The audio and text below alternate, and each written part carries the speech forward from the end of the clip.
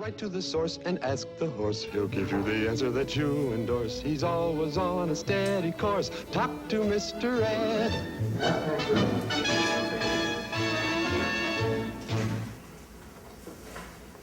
Benanov.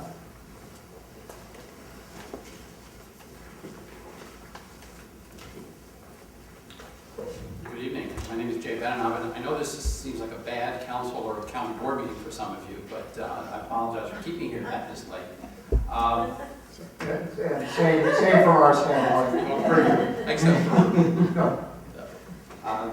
members of the committee, commissioners, council members, mayors, former, all of those, thank you for having me here tonight. When I woke up today to find the wind chill was -26 below zero, I wondered why I'm in Minnesota. And then I thought about my arrival here in this area on a warm Labor Day in 1976. I remember the excitement I felt as I moved into my first apartment near Como Park. Here I was, a New Yorker, all alone, who had ventured to a place that my friends and family only knew for two reasons: Mary Tyler Moore, and the cover of Time magazine that had a guy in a plaid shirt and holding a fish. Councilmember Ricardo, I'll explain that to you later. What's that supposed to mean? Yeah, I don't think you were around when it was a cover. But I knew that Twin Cities was more than that.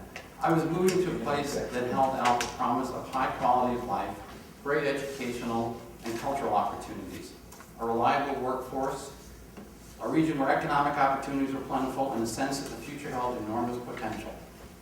I quickly became involved with my community. I went to work for the state senate and helped shape some of the policies that had a positive impact on Minnesotans. Throughout my career, including as Deputy Commissioner of Labor and Industry in the Probst administration, and as a city council member in St. Paul for 10 years.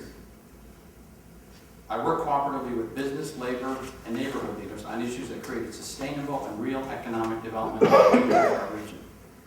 Throughout the 70s and 80s, the region did in fact meet many of the promises it held way back in 1976.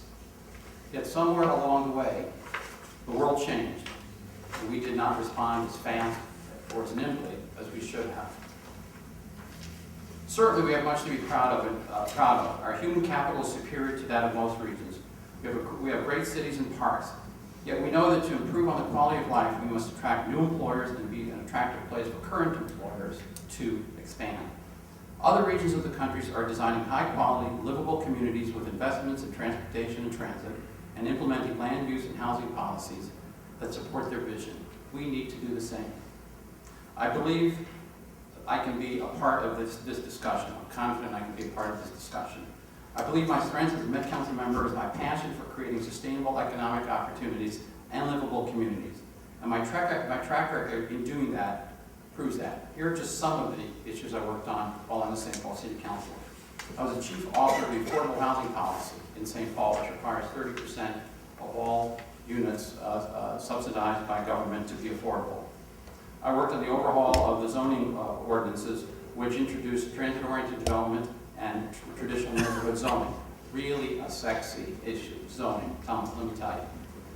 I worked to improve parks. Como Park was in my ward, and I think we've seen a huge increase in the use of Como Park. I was the chair of the HRA, worked on dozens of economic development projects, including business and housing. I was a member of the Central Coordinating Committee, which in fact suggested or approved LRT down in the middle of my ward, University Avenue. And I was influential in bringing my council members around. I have a regional perspective, and I think if you look at my resume, you can see some of the things I've done. I understand the need and how to communicate with stakeholders. I understand people have to be involved. I have public policy and private sector experience. My vision for the metro area. The decisions we make today will impact our region for decades to come. Met Council should be involved in the creation of a unified regional economic development agenda and a vision that will increase the quality of life in our region, including planning for growth, transportation, transit, economic development, housing, open spaces, and parks. This discussion must include local and state elected officials, corporate, educational, and community leaders. So yes, I still remember that day in September 1976 when I arrived in the Twin Cities, And I still believe if we work together, the metro region will remain a great place for our children and grandchildren to find a job and to raise their own families, despite 26 below zero. How will I communicate with? How will I communicate? Well, one of the things, certainly as city council member, I did communicate at University Avenue in particular, because as Councilmember Carter knows, the ward he now represents abuts the ward that I represented. I know the businesses on University Avenue. I talk to those people. In fact, I make a point of when I go out to eat, where do I go to eat? University Avenue. So I talk to the people who were involved. I know the elected officials. I know where Councilmember Carter lives. I know where Commissioner Carter lives. I know the individuals. I know the players, both on the elected level and on the in the community level. One of the things I found surprising when I was in the city council 10 years, I never once saw a Met Council representative. Not once. In fact, I have to look to see who my Met Council representative was. Kind of shocking, frankly. I believe in today's age of modern communication, Facebook. I mean, there's one way of communicating. Twitter, YouTube. I'm sure whatever I do on YouTube will go viral. But you know, those are some ways of doing it, as well as the traditional ways of sitting down at the White Castle on the corner of Lexington University and talking to the people in the community. You know, I think you've all heard this. We have 2 ears and just one mouth, and that's for a reason. We should listen before we talk. Councilmember Carter? Yes. You know, I'm passionate about light rail transit. I'm absolutely passionate. I think, as you know, I was one of the first individuals certainly in the city council, and it's changed now that you're on it.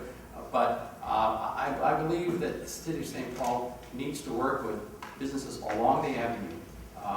We have a huge number of businesses operated by communities of color. They're busy. They don't understand what's happening. I think we need to, frankly, do a better job of communicating with them. I think we need to walk into their businesses. We need to talk to them. We need to see how we can help them. And I think the city of St. Paul still has a marketing department. I'm not 100% certain of that. It did when I was there. But I think we need to do joint marketing. You know, each street in Minneapolis, they market themselves. People know where to go. I think we need to do that at University Avenue. It will be difficult. Access will be difficult. So I think we need to do everything we can. I could take an hour to talk about LRT on University Avenue, but I won't, because I know you've got a couple more. But I would be delighted to serve on this council with Chair Hay, who was my county commissioner for many years. So thank you for the opportunity. Follow up? Right, yeah, just a little more specifically. You mentioned the city's role, and I do appreciate that. I'm curious what you think the Met Council's role should be in maximizing investments. Well, I think the Met Council and the city play a joint role. I mean, I think you can't do one without the other. I think that the city, the Met Council, need to understand some of the issues that exist among the communities of color, particularly along University Avenue. We have a history of issues. I think you know quite well what they are. I think the Met Council needs to do a better job of explaining what's happening, why it's happening, when it's happening, what the Met Council can do to alleviate some of the concerns and deal with some of the real issues that are there. Parking's going to be an issue. Access. How's that going to happen? All of this is a joint effort between the city and the Met Council. I don't think one can do it without the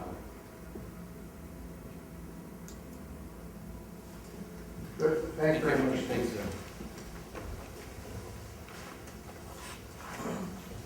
Commerce?